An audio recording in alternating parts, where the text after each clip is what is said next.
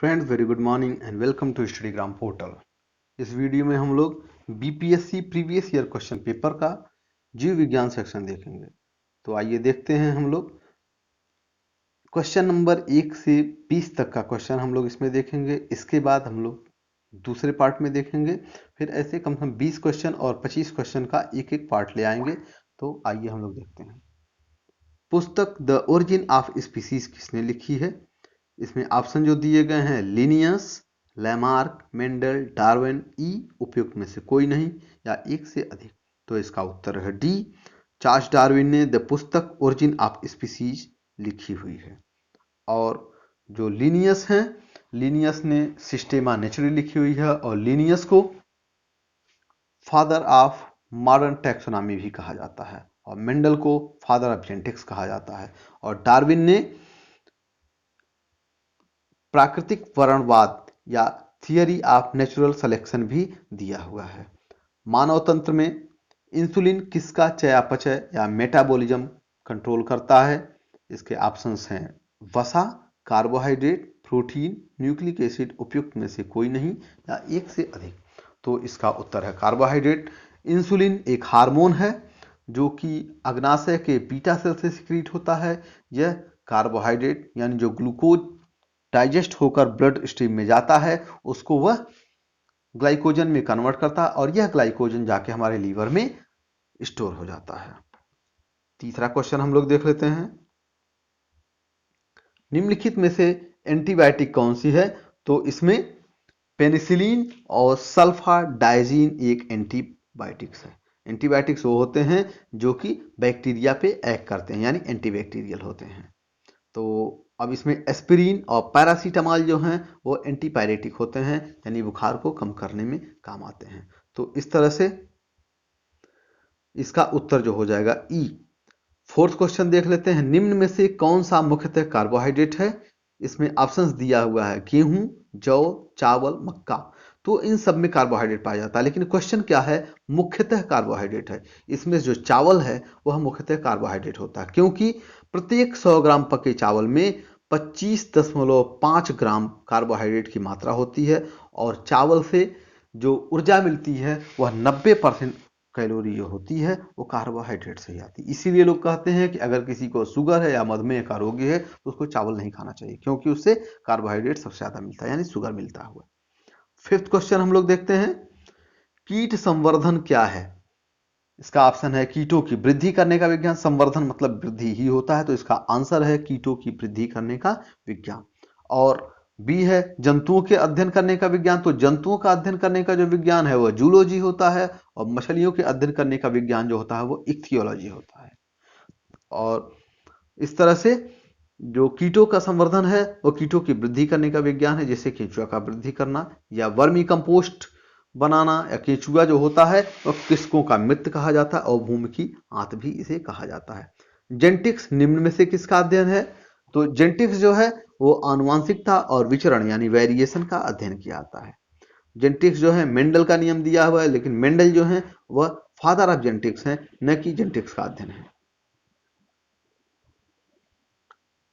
Next question हम लोग देख लेते हैं और बहुत ही इंपॉर्टेंट क्वेश्चन है। लौंग पौधे के किस भाग से प्राप्त होता है? लौंग का साइंटिफिक नेम है यूजीनिया कैरियोफाइलेटा और यह एक सदाबहार वृक्ष है और इसकी शुष्क पुष्प की कली होती है जो हम लोग लौंग का उपयोग करते हैं। पादप कली क्या होती है?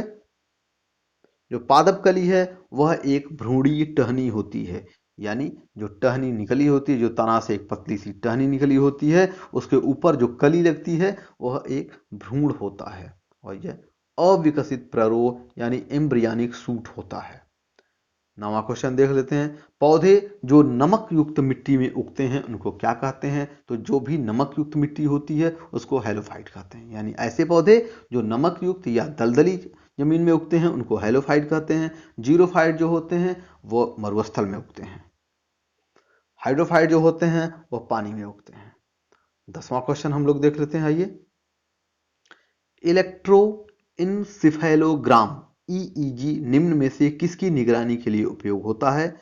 तो ईईजी जो होता है यह मस्तिष्क के अध्ययन के काम में आता है। हृदय का अध्ययन जो करते हैं वह ईसीजी यानी इलेक्ट्रोकार्डियोग्राम का उपयोग किया जाता है। नेक्स्ट देख लेते हैं 11वां क्वेश्चन।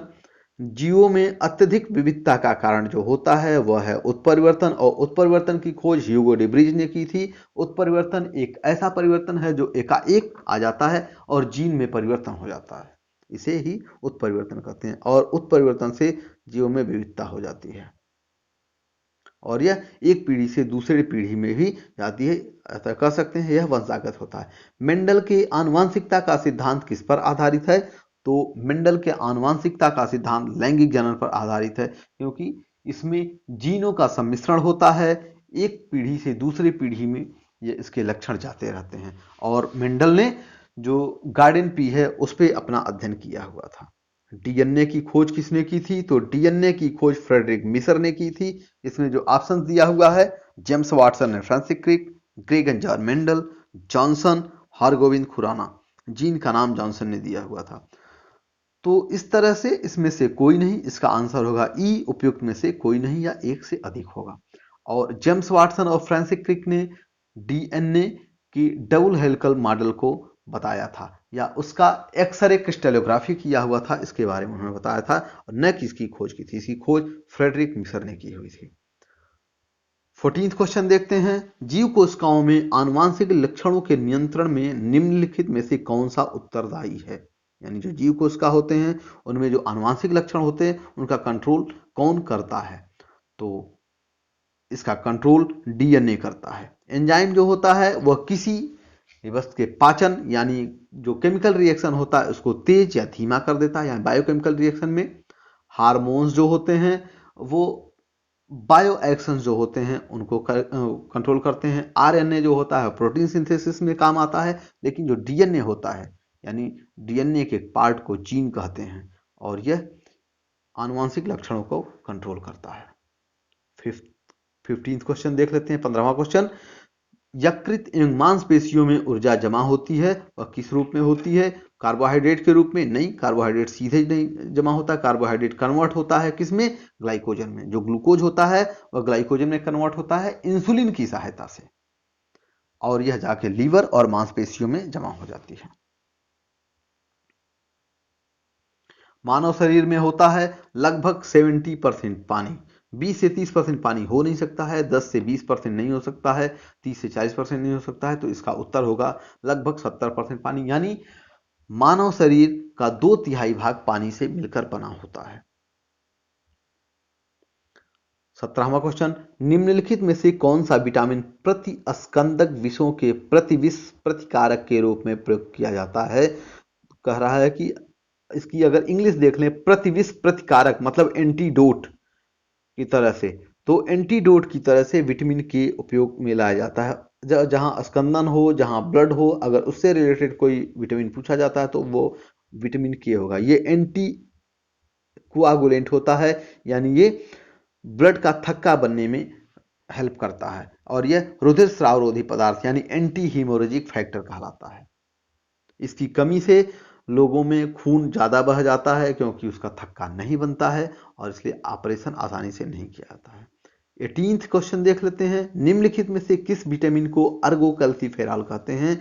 तो इसमें ऑप्शन है vitamin D2, vitamin D3, vitamin B12, vitamin B6। उपरोक्त में से कोई नहीं। तो विटामिन D2 को अर्गोकैल्सिफेरॉल कहते हैं, विटामिन D3 को कोलिकैल्सिफेरॉल कहते हैं, और विटामिन B12 को साइनोकोबालामिन। विटामिन B12 में कोबाल्ट पाया जाता है, और यह क्वेश्चन बार बार पूछा गया है। विटामिन B6 को पायरोडॉक्सिन कहते हैं। तो अर्गोकैल्सिफेरॉल विटामिन D2 को कहते हैं, और यह जो होता है यह मुख्यतः हमारे भोजन में और सप्लीमेंट्री फूड में पाया जाता है, मुख्यतः मक्खन में, मशरूम में, दूध में, मांस में, पनीर में, अंडों की जर्दी में पाया जाता है। इसकी कमी से बच्चों में सूखा रोग हो जाता है यानी रिकेट्स हो जाता है, और बड़ों में ऑस्टियोमैलेशिया हो जाता है, हड्डी कमजोर हो जाती है और भुरभुरी हो जाती है, जिससे टूटने का डर रहता है। मानव शरीर में विटामिन ए भंडारित होता है। तो मानव शरीर में कोई भी विटामिन जो फैट सॉल्युबल विटामिन होता है, यानी जो फैट में डिजॉल्व होने वाले होते हैं, वह लीवर में स्टोर होते हैं।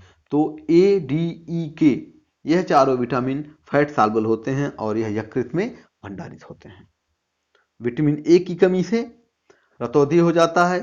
इसका रासायनिक नाम रेटिनॉल है और इसको संक्रमण रोधी विटामिन भी कहते हैं।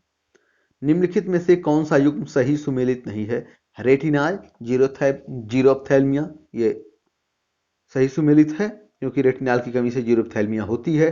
टोकोफेरॉल यानी विटामिन ई, इसकी बेरी से होता है, नहीं, विटामिन बी1 की कमी से बेरी होता है, न कि ई की कमी से, तो यही सुमेलित नहीं है। साइनोकोबैलामिन से रक्ताल्पता होती है यानी पर्निशियस एनीमिया, जो विटामिन बी12 की कमी से होती है।